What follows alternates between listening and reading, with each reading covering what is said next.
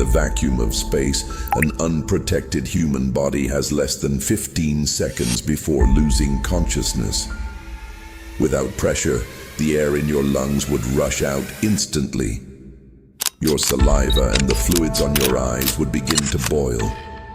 Radiation and extreme temperatures would do the rest within minutes. This is the environment astronauts step into every time they leave their spacecraft. And the only thing standing between them and death is a suit. A spacesuit isn't just clothing, it's a personal spacecraft. It has to do everything a spaceship does, but in a wearable form. It must hold pressure, supply oxygen, remove carbon dioxide, and control temperature.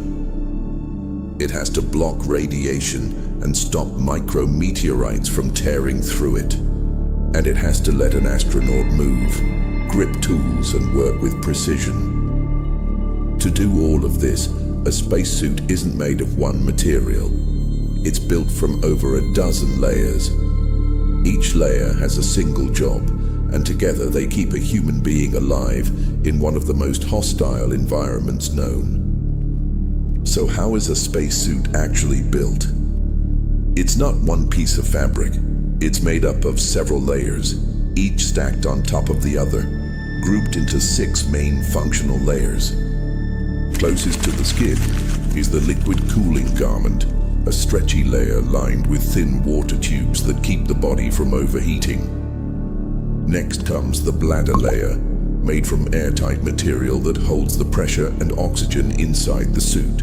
Around that is the restraint layer, a strong mesh that keeps the bladder from overexpanding like a balloon. Then come several layers of thermal insulation, usually made from materials like mylar, designed to block extreme heat and cold.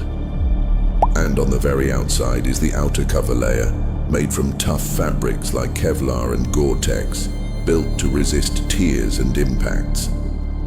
Together, these 6 layers turn a simple suit into a wearable life support system. The head is protected by one of the most important parts of the suit, the helmet. Unlike the rest of the suit, the helmet is rigid, made from strong polycarbonate that won't flex or collapse under pressure.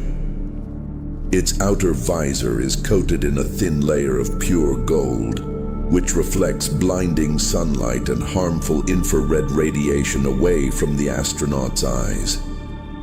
Inside, a small ventilation system constantly moves air across the visor to stop it from fogging up with every breath.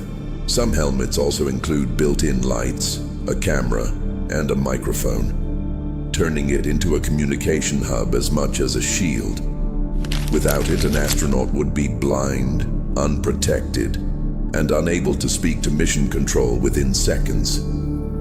If any part of the suit demands the most precision engineering, it's the gloves.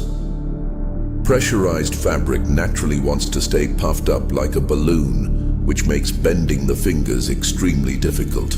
To solve this, engineers add small fabric joints at each knuckle, allowing the fingers to curl even under full pressure. The fingertips are often made from a thinner, more flexible material, sometimes molded from a cast of the astronaut's actual hand for a precise fit. Built-in heaters keep hands from freezing in the shadow of space, since blood flow alone isn't enough to fight temperatures that cold. Despite all this engineering, gripping a small tool in a pressurized glove still takes far more effort than doing it on Earth, which is why astronauts train for hundreds of hours just to build hand strength for spacewalks. The first threat a spacesuit has to fight is the vacuum of space itself. With no air pressure around the body, gases inside the blood and tissues would start to expand and form bubbles. This is why the bladder layer is so critical.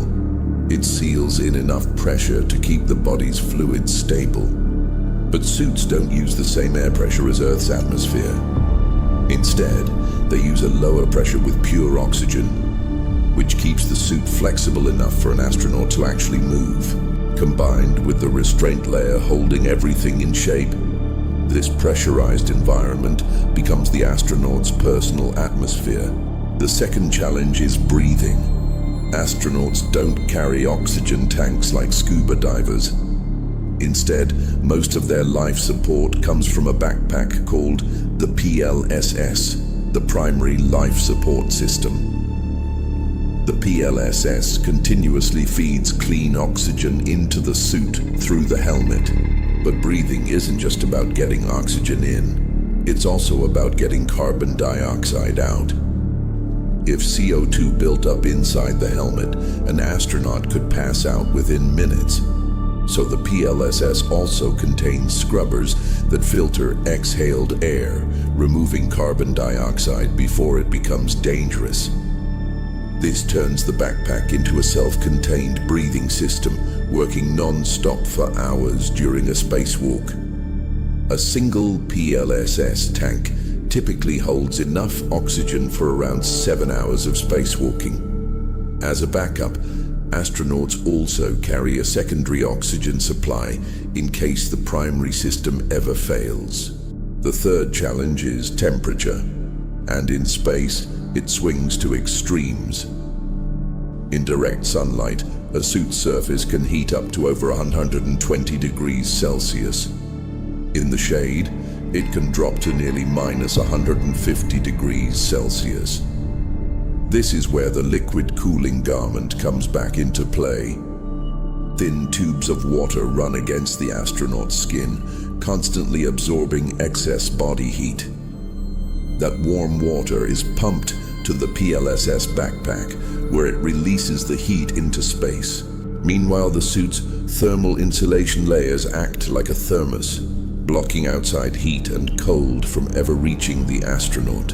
The fourth danger comes from outside the Earth's protective atmosphere: radiation and micrometeorites. Without our atmosphere to filter it, solar and cosmic radiation becomes far more intense. The outer cover layer includes reflective materials that help block a portion of this radiation. Even with this protection, astronauts on long missions are still exposed to more radiation than anyone on Earth ever experiences, which is why space agencies carefully track how much time each astronaut spends outside. At the same time, space is filled with micrometeorites, tiny particles moving at incredible speeds. Even something as small as a grain of sand could tear through unprotected fabric. That's why the outer layer is built from tough, tightly woven materials like Kevlar, designed to absorb these high-speed impacts. Together, these layers make the suit tough enough to survive an environment Earth normally shields us from. So the next time you see an astronaut floating outside their spacecraft, remember what's actually protecting them. It's not just a suit. It's 6 layers of engineering working together every second, managing pressure, oxygen, temperature, and radiation all at once just to keep one person alive. And that's exactly why building a spacesuit is one of the hardest engineering challenges humanity has ever solved.